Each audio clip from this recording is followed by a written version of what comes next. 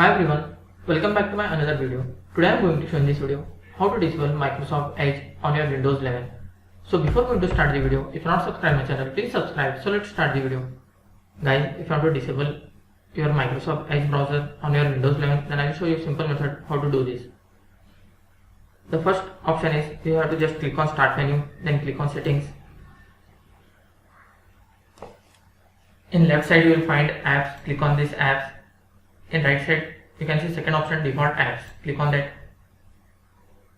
Here you want to select your browser. Suppose I want to set Google Chrome as a default browser, so I will select Google Chrome, then click on set as default. After doing this, just close this window, then try the second method. Click on start menu, open this PC, open C drive. After that you can see a Windows folder, open this folder. After that you need to find system apps folder, scroll down, you can see a system apps, double click and open, and in this you need to find your Microsoft Edge installation directory.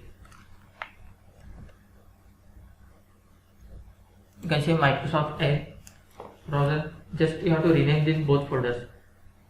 Right click,